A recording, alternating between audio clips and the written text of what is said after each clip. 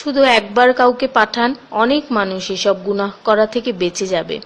একা আছেন, আল্লাহকে স্মরণ করুন। কষ্টে আছেন, মোহাম্মদ ও আলে মুহাম্মদের উপর দরুদ পড়ুন। মন খারাপ থাকলে ইয়া হাইয়ু ইয়া কাইয়ুমও পড়ুন।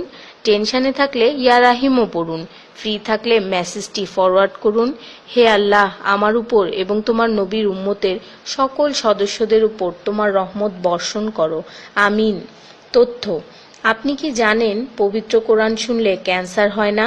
আর যদি ক্যান্সার সেল শরীরে থেকেও থাকে তাহলে তাও মারা যায়। দীর্ঘ সময় ধরে আল্লাহকে সেজদা দিলে জ্ঞান ও বুদ্ধিশক্তি বাড়ে। মাথা ব্যথার সমস্যা হয় না, চুল পড়া দূর হয়ে যায়। এই মেসেজটি ফরওয়ার্ড করতে শয়তান আপনাকে বাধা দিবে, কিন্তু আপনি এটা হতে দিবেন না। আর সব কন্ট্রাক্ট নাম্বারে সেন্ড করে দিন। কোরআন ও নবীর সুন্নত ও তার সম্মানিত সাহাবী এবং আহলে বাইতের অনুসরণ করুন। ক্যান্সার একটি ভয়ঙ্কর রোগ। অনেক মানুষ আছে যারা নিজেরাই এটাকে দাওয়াত দিয়ে নিয়ে আসে। ছোট অথচ সাধারণ কিছু পদক্ষেপ গ্রহণ করলেই এই রোগ থেকে বাঁচা যায়। বেশিরভাগ মানুষ খাবারের পরপরই পানি পান করে নেয়। খাবারের পর পানি পান করলে রক্তে বিদ্যমান ক্যান্সারের জীবাণু থেকে তৈরি হওয়া ক্যান্সার সেলগুলোকে অক্সিজেন সরবরাহ করে। নবী পাক সাল্লাল্লাহু বলেছেন, খাবারের আগে পানি পান করা শেফা। খাবারের পরপরই পানি পান করা কলেরা রোগের কারণ। তাই সর্বোত্তম হলো খাবার শেষ করার কিছুক্ষণ পর পানি পান করা। তিনি আরো বলেছেন, 1 চিমটি লবণ খেয়ে খাবার শুরু করো আর 1 চিমটি লবণ দিয়ে খাবার শেষ করো।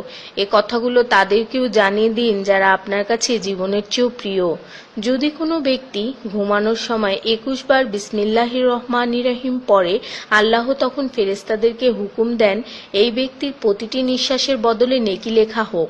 আপনার মোবাইলে যত নাম্বার সেভ করা আছে তাদের সবাইকে এটা ফরওয়ার্ড করুন, আর তখন দেখবেন কত মানুষ আপনার কারণে বিসমিল্লাহ পড়ছে। শেফা আর শেফা। রোজ একটা করে আপেল, নো ডক্টর। রোজ 4টা বাদাম, নো ক্যান্সার। রোজ একটা লেবু, নো ফ্যাট। রোজ 1 glass milk, no bones problem. রোজ 12 গ্লাস পানি, নো স্কিন প্রবলেম। রোজ 4টা খেজুর, নো উইকনেস। রোজ 5 ওয়াক্ত নামাজ, no tension.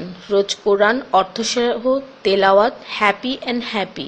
So don't stop forward please. স্কিনের জন্য অজুর পানি, হার্টের জন্য কোরআন তেলাওয়াত, স্বাস্থ্যের জন্য নামাজ, আর খুশি থাকার জন্য আল্লাহর জিকির করুন। জেনে রাখবেন, ভালো কথা প্রচার করা সৎকার সমতুল্য।